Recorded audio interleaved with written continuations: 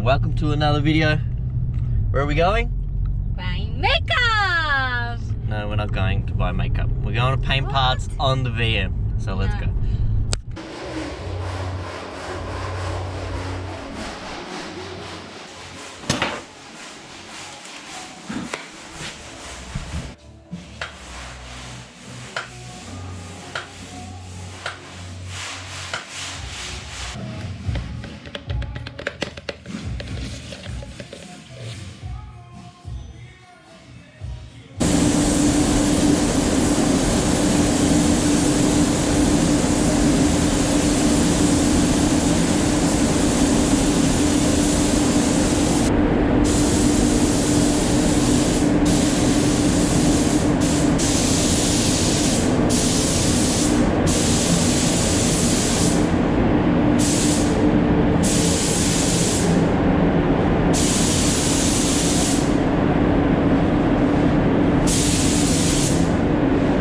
So as you just saw, I finally got the rear garnish and grille painted the proper color, MX Grey, and they came out really good. I'm really happy.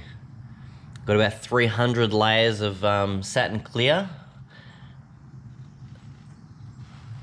So I'll pop those on quickly. I got a new badge for this as well. Now I know I'm gonna cop a little shit. It's not a 5 litre, why would you put a 5 litre badge on it?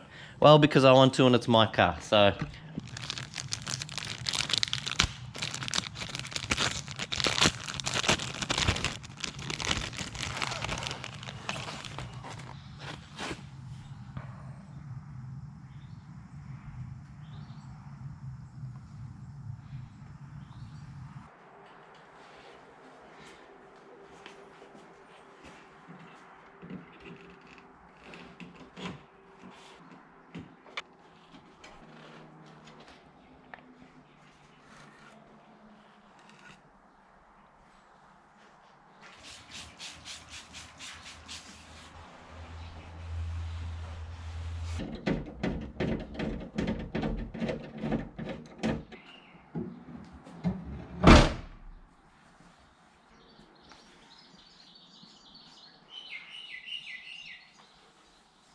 Stoked with that.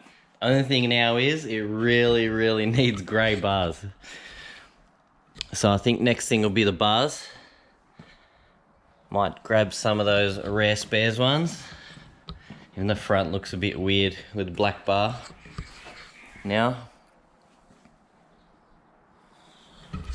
definitely next on the agenda is grey bars. So while that stuff was getting painted yesterday, I also modified another hinge. So now I have a pair of hinges that are extended 10mm at the back on each side to hopefully fix the problem of the bonnet hitting the windscreen, and then I can finally get a new windscreen and not have to worry about it. So I'm going to throw these on and pray to God that that fixes the problem.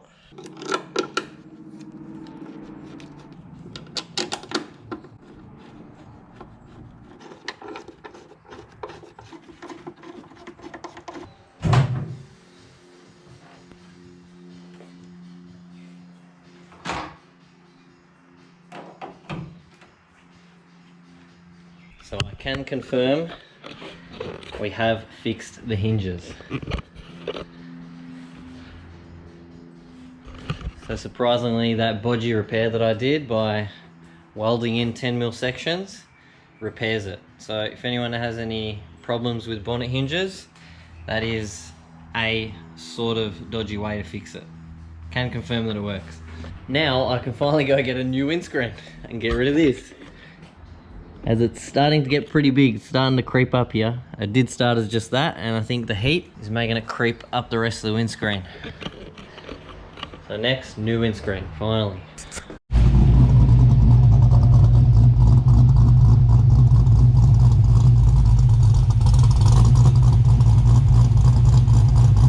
Really love the idle on this thing. Now, unsurprisingly, I'm very quickly running out of room in this single car garage with all the wheels that I keep adding. So there's these 3 on the floor here, 6 on the wall there, there's a single interceptor there, and there's 3 other Oz Racing over there, which I can't hang because I have tyres on them. It'd be good if I could hang them here, but anyway. So I need to get rid of some wheels. So these are finally going to go on this, and then I can give these back as they're not mine.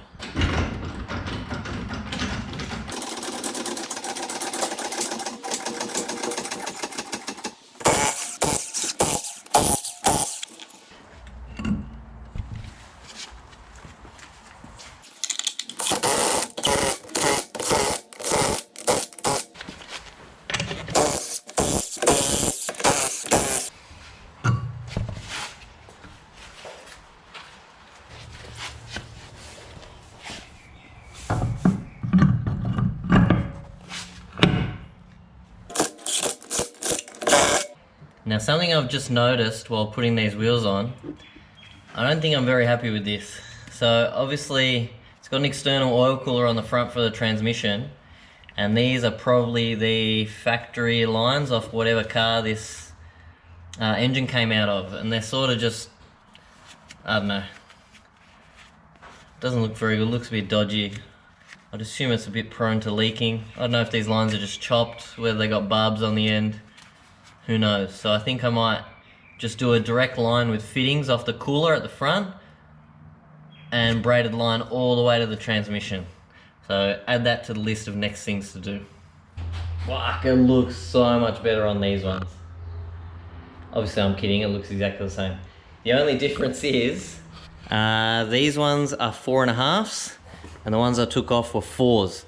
And they actually do look a tiny bit different because these have the dish of the 6s, where these have the dish of the 7s. So you probably won't be able to tell, but slightly more dish on these ones. Not that it really makes a difference, but anyway. So now I can finally get these bloody things out of here and create a little more room in here. And again, I think I asked in a previous video, but if anyone knows what these front runners actually come off, I would love to know, because they're all stamped GM. This pair, and this pair is stamped under the cap, and they're stamped like 4.5 and 4s, so they're not cut down. I'm assuming VX, VY, VZ, like that shape, Monaro spare. I think someone mentioned at some point. But if you have a 100% answer, I would love to know. Alright, so for the first time I can drive this thing. So I've just had the windscreen done finally. So no more cracked windscreens, although I can just drive around here a little bit. As you'll see, because of the height of these stupid headers that I mentioned previously, there's speed bumps, and this is the only way out of where I live, and this is what I have to do. So one side up on the gutter, so the headers don't scrape and get stuck on the speed bumps. It feels so good driving this car. I've had this car for a few months now, and the only time I drove it was driving it home from buying it, and I haven't been able to get it registered yet because everything's been closed. So it feels really good to drive this car. It drives really well, actually. One thing I've noticed is it really needs the diff gears, actually, because on the freeway it likes to change between 3rd and 4th all the time because the revs sit so low, because it's only got 308s in the back. So it sort of gets confused with which gear to be in because the revs are so low. So that's a bit annoying. So once I put 3 9s in it, that should fix that problem.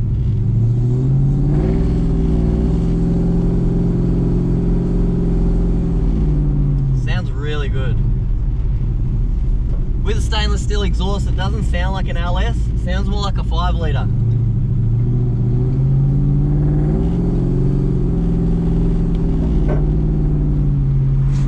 I've noticed it just ever so slightly rubs that left-hand rear tyre over big bumps, so I might have to adjust the panhard rod again, just slightly. It does have a full tank of fuel too, so that wouldn't be helping.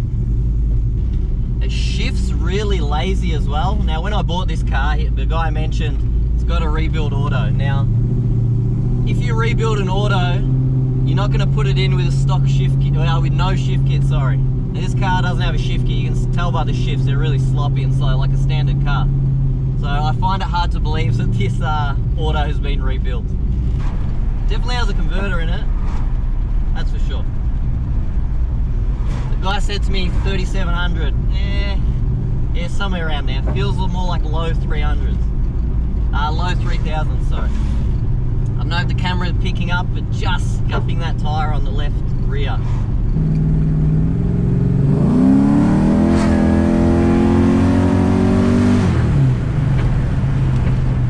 Definitely goes good. The shift light is definitely set wrong. It goes off at like 2.5 grand. It definitely needs diff gears though. It's a little bit lazy, but it goes, you know, like every other LS pretty much. Surprisingly, it's definitely on par with how quick my XE was. That had about 40 kilowatt more than this car, but I reckon this is probably lighter. So I reckon those two cars would have been a pretty good race. The brakes on this are definitely better than the XE. It actually feels like I can stop.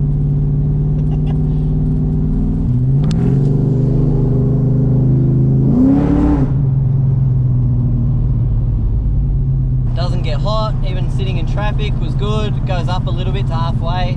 Once you get moving, goes back to like a third. Good to know it's not going to overheat.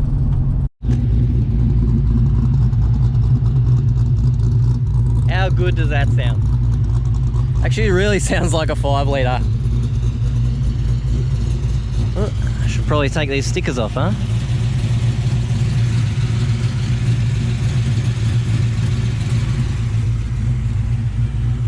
It's amazing what a new windscreen can do. It looks so much better. No chips and, well, not smashed anymore for starters. Oh, I'm really loving this car. There's fucking stickers everywhere.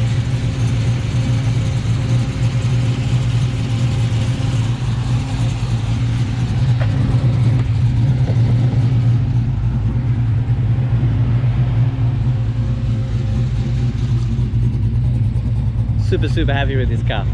Let's go for a drive.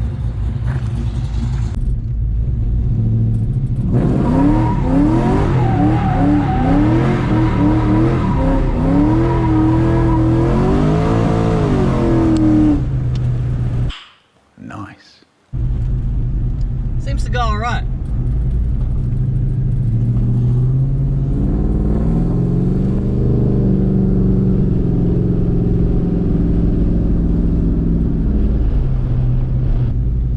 Get out of here before I get in trouble.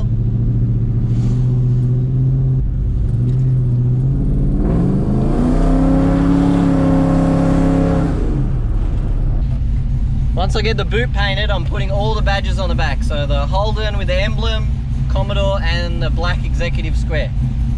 Now, rare spares do this one, but they don't do the others. So if anyone has really good condition exec badge and the Holden badge, please let me know in the comments or contact me somehow.